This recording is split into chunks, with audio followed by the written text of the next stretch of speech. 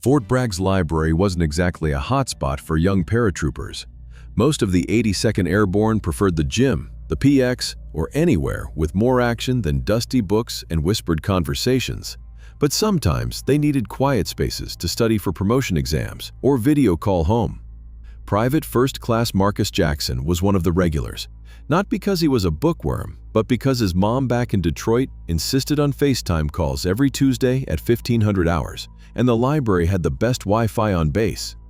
The librarian was Mrs. Chen, according to the nameplate on her desk.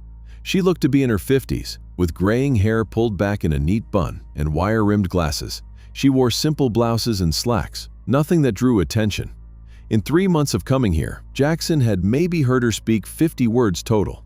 She was always there when he arrived, cataloging books or helping officers research military history. She moved through the stacks like she was trying not to disturb the air itself, speaking in whispers even when the library was empty. Jackson figured she was just another civilian contractor.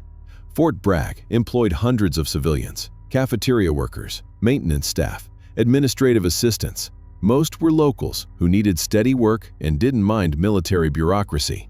"She's weird, man," his buddy Torres had said once.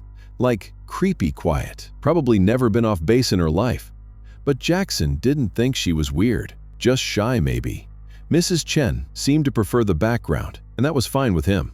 She did her job, stayed out of the way, and never complained when he used the library for personal calls. This Tuesday was typical. Jackson settled into his back corner, called his mom, discussed the usual topics: eating, safety, when he was coming home for leave. His mom worried too much, since losing his dad in a car accident, but Jackson understood. After the call, Jackson decided to study. He had a promotion exam coming up, and Staff Sergeant Williams had made it clear that anyone who failed would pull extra duty for a month. He grabbed a military history textbook and headed back to his table. Mrs. Chen was at her desk, typing with methodical precision. She glanced up when he passed, gave that same slight nod, and returned to work.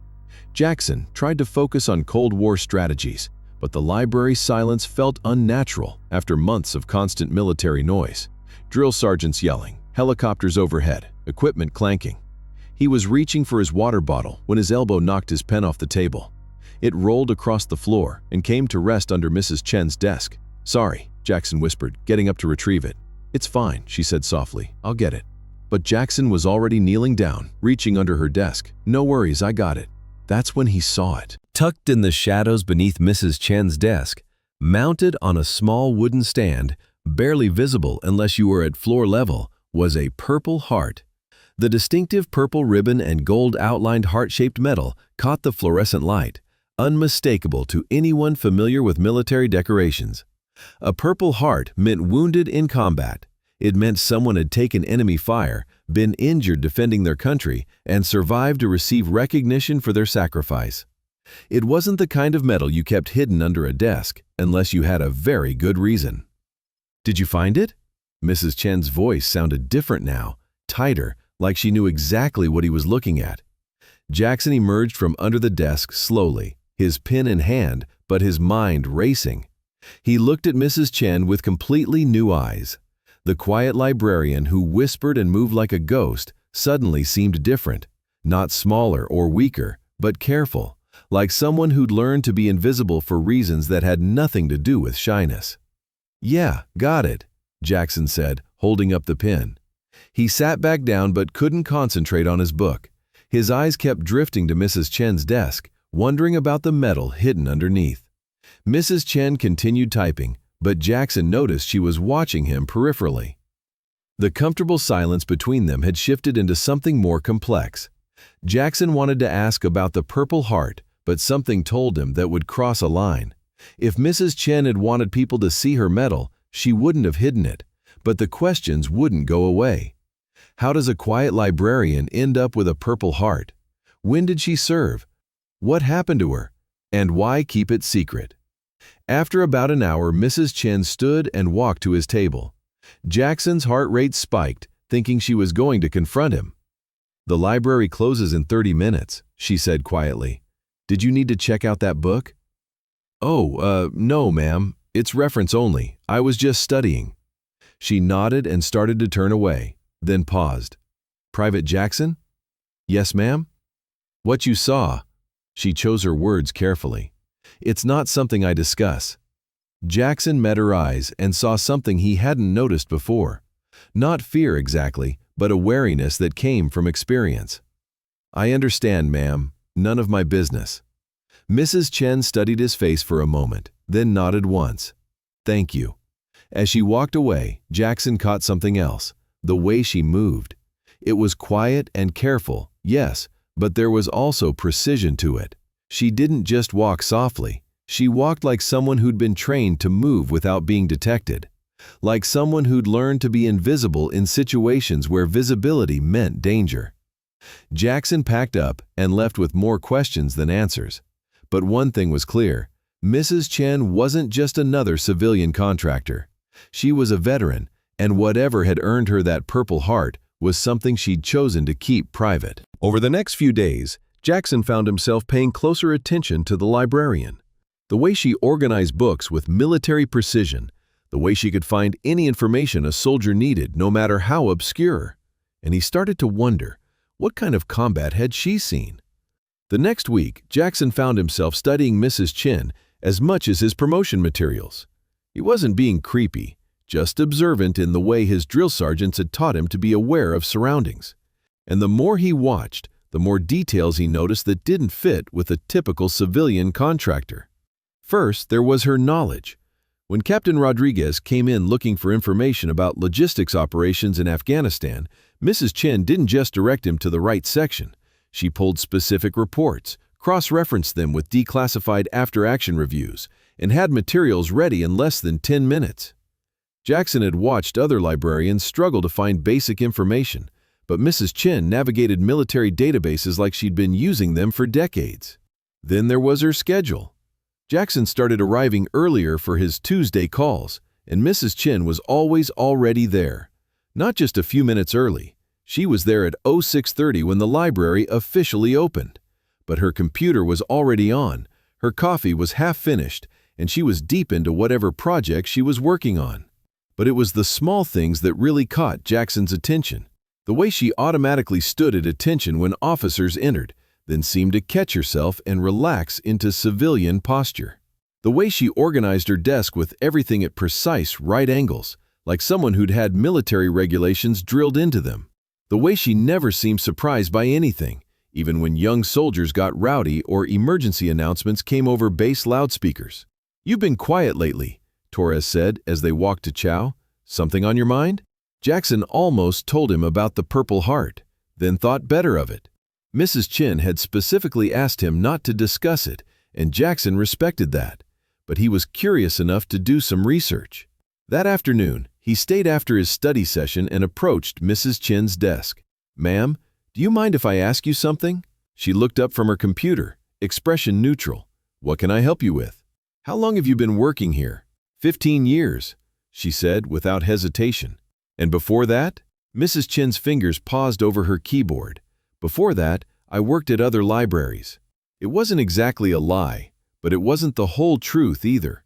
Jackson could hear it in her voice, the same careful tone soldiers used when they couldn't discuss classified information. "I was just wondering because you seem to know a lot about military stuff, more than most civilian librarians would." "I've been around the military for a long time," Mrs. Chen said. "You pick things up." Again, not technically untrue, but Jackson sensed there was more to the story. He decided to take a different approach. "My mom's always asking about the people I meet. I told her about you. Said you're really helpful. She wanted to know if you have kids." For just a moment, something flickered across Mrs. Chen's face. Pain maybe, or regret. Then the neutral expression returned. "No children," she said quietly. "Are you married?" "I was." Past tense. Jackson felt like he was walking through a minefield. "Military family?" Mrs. Chen stopped typing entirely and looked directly at him. "Private Jackson, is there something specific you need help with?" The message was clear. Back off. But Jackson had learned something important. Mrs. Chen's past was connected to the military in ways that went far beyond just working on base. Jackson couldn't let it go. That night, While his roommates played video games, he pulled out his laptop and started digging. If Mrs. Chen was a veteran, there might be some record of her service, even if she was keeping it quiet. He started with the base directory, but that just listed her as Margaret Chen, librarian 2, civilian contractor. No military background mentioned, no indication she'd ever worn a uniform. But Jackson knew enough about military bureaucracy to understand that some records were intentionally vague, especially for people who'd served in sensitive positions. He tried searching for Purple Heart recipients named Chen, but there were hundreds of results across decades of conflicts. Without knowing her first name for certain or when she might have served, it was like looking for a needle in a haystack. Then Jackson remembered something. Mrs. Chen had said she'd been working at the library for 15 years. If she'd retired from the military and taken the civilian job immediately afterward, that would put her service ending around 2008 or 2009. Right in the middle of heavy combat operations in Iraq and Afghanistan. He refined his search to focus on female Purple Heart recipients from that time period, but the results were still overwhelming. The military had been awarding a lot of Purple Hearts during those years, but then he remembered something else. Mrs. Chen's knowledge of military logistics, her familiarity with databases, her ability to find obscure information quickly, those weren't skills you picked up from just working around soldiers. Those were skills that came from being inside the system. Jackson switched tactics and started researching female veterans who'd worked in intelligence or logistics during the Iraq and Afghanistan conflicts. The information was limited. A lot of that work was classified even years later, but he found enough to start forming a picture. Women in combat support roles during those conflicts had faced unique challenges. They were officially banned from direct combat positions, but in practice, the nature of asymmetric warfare meant that anyone outside the wire was a potential target. Female soldiers who worked in intelligence, logistics, or other support roles often found themselves in dangerous situations despite official policies. And some of them had paid a heavy price for their service. Jackson found after-action reports that mentioned female soldiers being wounded in IED attacks while on convoy duty. Intelligence analysts who'd been injured during mortar attacks on forward operating bases, military police officers who'd been hurt while conducting searches at checkpoints. Any of those scenarios could have resulted in a Purple Heart, and any of them could have involved someone with the skills and knowledge that Mrs. Chen displayed daily. But Jackson still didn't have proof, just suspicions and circumstantial evidence. The next morning, he decided to take a more direct approach. If Mrs. Chen was a veteran, she might let something slip without realizing it.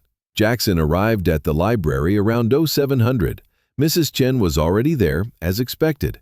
But this time, Jackson paid attention to what she was doing. She wasn't just organizing books or updating databases. She was reading military reports, cross-referencing information between different sources, and taking notes in shorthand that looked suspiciously like the abbreviated writing style intelligence analysts used. "Morning, Mrs. Chen," Jackson said as he passed her desk. "Good morning, Private Jackson. Early day today? Couldn't sleep. Thought I'd get some studying done before PT." Mrs. Chen nodded and returned to her work, but Jackson noticed she'd minimized the window on her computer screen when he approached. Whatever she'd been reading, she didn't want him to see it. Jackson spent the rest of the week trying to figure out what to do with his discovery. Mrs. Chen wasn't just a librarian, and she wasn't just a veteran. She was actively involved in something classified, something that required her to read current intelligence briefings and maintain operational security. The Purple Heart under her desk wasn't a memento from past service. It was a reminder of ongoing commitment. Friday afternoon, Jackson decided he couldn't ignore it anymore. Mrs. Chen was alone in the library, working at her computer. Jackson approached her desk. "Mrs. Chen, can I talk to you for a minute?" She looked up, and Jackson saw wariness in her eyes. "Of course. What do you need?" "I need to know who you really are." The statement hung in the air between them. Mrs. Chen's expression didn't change, but Jackson could see her calculating. I'm a librarian, Private Jackson. I help soldiers with research and maintain library collection. No, ma'am, that's what you do. I'm asking who you are. Mrs. Chen saved her work and closed her computer. Why don't you have a seat? Jackson pulled up a chair, and Mrs. Chen studied him. What exactly do you think you know? She asked quietly. I know you have a Purple Heart under your desk. I know you move like someone with military training. I know you have access to classified information that regular librarians wouldn't see.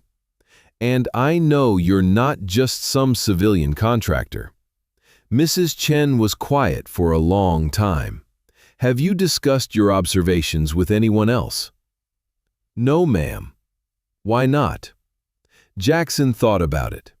Because you asked me not to talk about the Purple Heart, and because something told me this was bigger than just a veteran trying to keep her service private. Mrs. Chen nodded slowly. You're very observant, Private Jackson. That's a useful skill. Useful for what? Instead of answering directly, Mrs. Chen asked, What do you think my job really is? Jackson had been thinking about that all week. I think your intelligence, maybe Defense Intelligence Agency, maybe something else. I think you were wounded in Iraq or Afghanistan and reassigned where you could still contribute without being in direct danger. And I think the librarian thing is perfect cover because nobody pays attention to librarians. Mrs. Chen almost smiled. You're partially correct. Which part? I was wounded. I was reassigned. And you're right that nobody pays attention to librarians. She paused. But you're wrong about it being cover. I don't understand. This isn't a cover job, Private Jackson. This is the job. Information is the most valuable commodity in modern warfare. Someone has to collect it, analyze it, and make sure. Very good. The beauty of hiding in plain sight is that 90% of what you do is exactly what it appears to be. But the other 10%? The other 10% keep soldiers alive and missions successful. Jackson understood now why Mrs. Chen had been so careful about maintaining her cover. She wasn't just another veteran trying to avoid attention. She was an active intelligence asset whose effectiveness depended on being invisible. Mrs. Chen stood and walked to the window, overlooking the parade ground. Soldiers were conducting evening formation, their voices carrying across the base. She watched them, then turned back to Jackson. I was wounded in Afghanistan in 2009. IED blast while I was on convoy duty, delivering intelligence products to a forward operating base. Took shrapnel in my back and legs, spent 6 months in recovery. The military offered me a medical discharge with full benefits. But you didn't take it. No, I didn't. Because there was still work to do, and I was good at it. So they offered me this position. Officially, I'm a civilian contractor managing library services. Unofficially, I'm a senior intelligence analyst with a perfect cover story. Mrs. Chen returned to her desk and pulled out a thick folder. Do you know what this base's primary mission is? Rapid Deployment, Global Response Force. Correct, which means units from Fort Bragg deploy to crisis situations around the world on very short notice. Sometimes they have days to prepare, sometimes they have hours. Either way, they need intelligence products immediately. She opened the folder to reveal maps, photographs, and briefing documents. When the 82nd gets orders to deploy to some place most Americans can't find on a map, where do you think they get their information? Jackson looked at the documents. They covered terrain analysis, cultural background, enemy force assessments. You write their briefings. I coordinate them. Information comes in from dozens of sources: satellite imagery, human intelligence, signals intercepts, open source material. Someone has to synthesize all of that into actionable intelligence that a platoon leader can use to keep his soldiers alive. Jackson was beginning to understand the magnitude of Mrs. Chen's responsibilities. How many people know what you really do? On this base? Maybe a dozen. Most are senior officers who have a legitimate need to know. Everyone else sees exactly what you saw for 3 months, a quiet librarian who helps with research. And it works? Perfectly. Officers can meet with me to discuss research projects without anyone thinking it's unusual.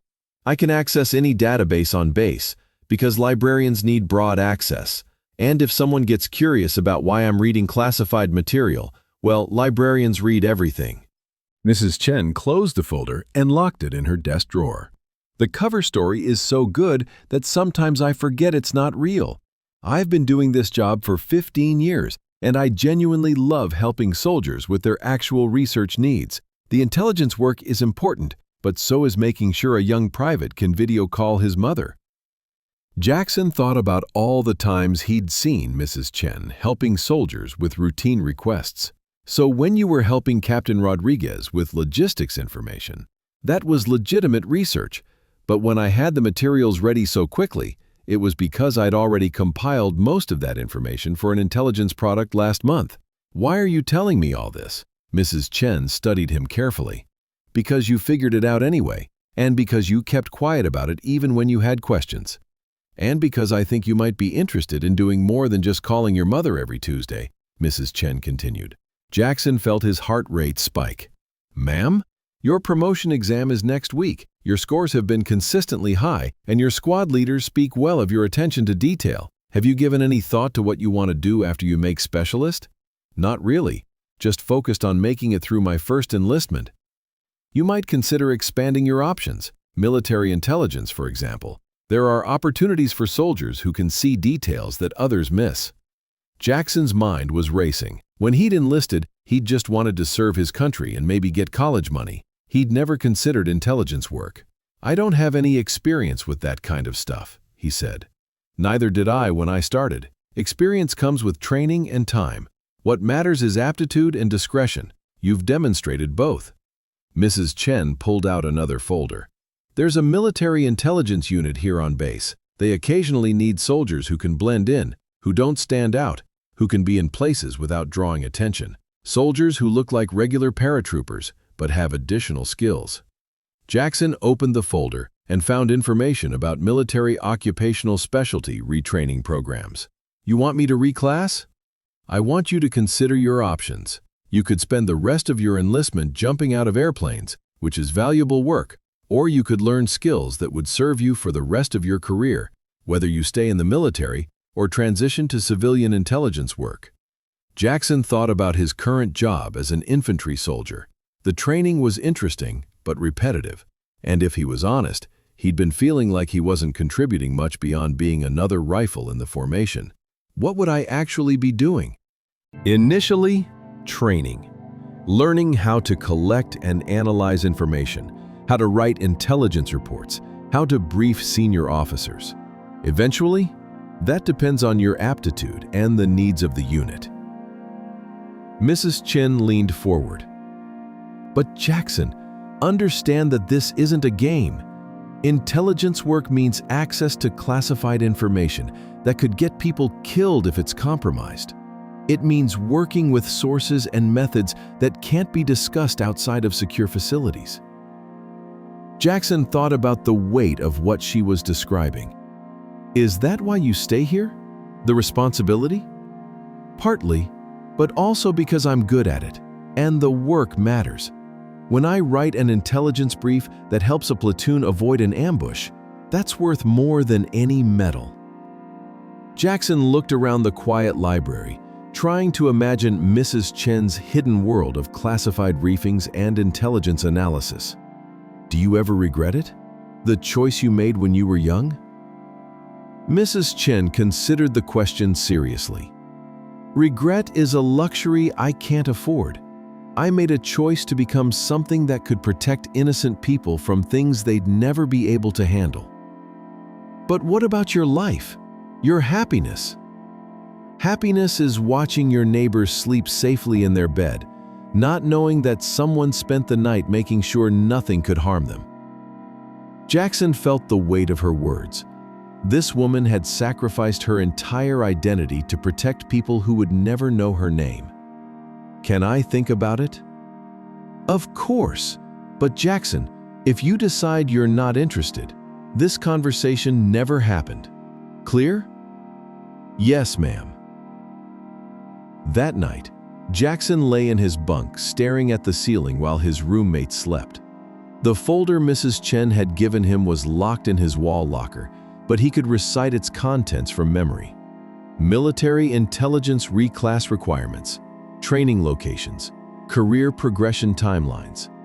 It was a completely different path from what he'd planned when he enlisted. Jackson had grown up in Detroit, watching his neighborhood struggle with poverty and crime. Joining the Army had been his way out, his chance to serve while building skills for after-military service. Infantry had seemed straightforward, honorable work that didn't require special talents. But Mrs. Chen was offering him something else. A chance to use his mind as well as his physical abilities. A chance to contribute to missions beyond individual combat effectiveness. A chance to develop skills that could define his career. The questions kept him awake. What would it mean to live a life where he couldn't talk about his real job? How would he explain to his mother that he was switching to something he couldn't describe? Was he ready for the responsibility of handling information that could affect life and death decisions? Jackson thought about Mrs. Chen's sacrifice. She'd mentioned being married in the past tense. Had intelligence work cost her that relationship? Was he prepared to make similar sacrifices? But then he thought about what she'd said about protecting people who would never know they were in danger. There was something appealing about that kind of service. Quiet, professional, effective without needing recognition. Jackson had always been observant. Teachers in high school had commented on his attention to detail. His squad leaders had noted his ability to spot things others missed during training exercises. Maybe Mrs. Chen was right. Maybe he did have aptitude for this kind of work. The next morning brought no clarity, but Jackson knew he needed to get more information before making any decision. He arrived at the library early, hoping to catch Mrs. Chen before other soldiers arrived. She was there, as always, working at her computer. Jackson approached her desk cautiously. "Mrs. Chen, I've been thinking about what we discussed." She looked up from her screen. "And? I have questions." "Did you tell anyone about our conversation?" "No, ma'am, not a word." "Good. What are your questions?" Jackson pulled up a chair. "If I do this, what happens to my current unit? My squad leader is counting on me." "If you're accepted for retraining, the unit will receive a replacement. Your squad leader will understand. Soldiers reclass all the time. What about my family? My mom worries enough about me being infantry. How do I explain a job I can't talk about? Intelligence soldiers serve in many capacities. Some work in offices analyzing data. You wouldn't necessarily tell your mother that your job involves classified operations." Jackson nodded. "And the security clearance investigation? They'll investigate everything. Your background, family, friends. That's the price of access to classified information. If there's anything concerning in your past, discuss it now." Jackson thought about his life before the Army. Nothing serious. Some minor stuff as a teenager after my dad died. Skipped school, got in fights. But I straightened out. Personal tragedy and adolescent acting out won't disqualify you. They're looking for patterns of irresponsibility or criminal behavior. Jackson felt some anxiety ease. "So if I wanted to do this, what's the next step?" Mrs. Chen opened her drawer and pulled out a form. "You submit a request for reclassification through your chain of command. I provide a recommendation letter noting your aptitude." Jackson stared at the form in his hands. It seemed too simple for such a major life decision. "Mrs. Chen, can I ask you something personal?" "You can ask. I might not answer. You mentioned being married in the past tense. Did intelligence work cost you that relationship?" Mrs. Chen was quiet for a long moment, then set down her pen. "Intelligence work requires sacrifices, Jackson. Long hours, frequent travel, stress that's hard to explain to people without clearances. My husband was also military, but he didn't understand why I couldn't talk about my work, why I couldn't share the things that were bothering me." Jackson felt a chill. "So you lost your family for this job?" I lost my marriage, but I saved other people's families. Soldiers who came home alive because intelligence products helped them avoid threats. Civilians who were protected by operations that prevented attacks. There's no perfect balance, Jackson. Every choice has a cost. Jackson thought about his mother back in Detroit, how she worried about him constantly. Is it worth it? That's not a question I can answer for you. It was worth it for me, but my circumstances were different. You're young, unattached, just starting your adult life. You have time to build a career and find someone who understands the demands of intelligence work. Mrs. Chen leaned back in her chair. But understand this, if you choose this path, you're choosing to serve in a way that most people will never understand or appreciate. You'll do things that officially never happened in places that officially don't exist. You'll know things that could change the course of history, and you'll never be able to tell anyone about them. Jackson felt the weight of what she was describing. How do you handle the isolation? You find meaning in the work itself. You measure success not by recognition or awards, but by threats that never materialize, by soldiers who come home safe, by attacks that never happen because you provided the intelligence that prevented them. Mrs. Chen stood and walked to the window again. I won't lie to you, Jackson. It's a lonely life sometimes, but it's also a meaningful one. When you prevent a terrorist attack that would have killed innocent people, when you provide intelligence that saves American lives, when you help protect democracy itself, that's worth more than any personal sacrifice. Jackson looked around the quiet library, trying to imagine spending his career in places like this, reading classified reports, analyzing threats, briefing officers on information that could mean the difference between life and death. What happens if I'm not good at it? What if I can't handle the pressure? Then you'll find out during training, and you'll be reassigned to something more suitable. The military invests too much in soldiers to waste their talents. But Jackson, I've been watching you for months. The way you observe details, the way you think through problems, the way you handle sensitive information, you have the right instincts. Mrs. Chen returned to her desk. There's something else you should know. Intelligence work isn't just about reading reports and writing briefings. Depending on your aptitude and assignment, you might find yourself in field work. Collecting intelligence in hostile environments, working undercover, operating in places where a single mistake could get you killed. Jackson's heart rate increased. Is that what you did before you were wounded? Among other things, I spent 3 years working in Afghanistan, sometimes in uniform, sometimes not. I provided intelligence support to special operations forces, analyzed enemy networks, interrogated captured insurgents. The convoy I was on when I got hit was returning from a particularly successful operation. Jackson tried to imagine Mrs. Chen, this quiet librarian, interrogating terrorists and working with special forces. It seemed impossible, but then again, that was probably the point. If I do this, Jackson said slowly, if I commit to this kind of life, what guarantee do I have that it will make a difference? Mrs. Chen smiled sadly. No guarantees, Jackson. Just the knowledge that you're part of something bigger than yourself. Jackson stared at the form on Mrs. Chen's desk for what felt like hours, but was probably only minutes. His entire future hung on a single signature. Can I ask you one more question? Of course. When you were my age, when you made this choice, did you know what you were getting into? Mrs. Chen considered this carefully. I thought I did, but you never really know until you're in it. The training prepares you for the technical aspects, but it can't prepare you for the emotional weight of carrying secrets that could affect national security. It can't prepare you for losing friends to operations that officially never happened. It can't prepare you for the loneliness of living a double life. Jackson felt his stomach tighten. You're not exactly selling this. I'm not trying to sell it, Jackson. I'm trying to give you the truth. If you do this, you need to go in with your eyes wide open. This isn't a career choice you can easily undo. Once you're read into certain programs, once you have access to certain information, you're part of this world forever. Jackson picked up the pen, then set it down again. Mrs. Chen, if I don't do this, if I stay infantry, will I regret it? Only you can answer that. But I will say this, very few people get the opportunity you're being offered. The intelligence community is selective about who they recruit. If you walk away now, this chance probably won't come again. Jackson thought about his squad. his upcoming deployment, the straightforward path of an infantry career.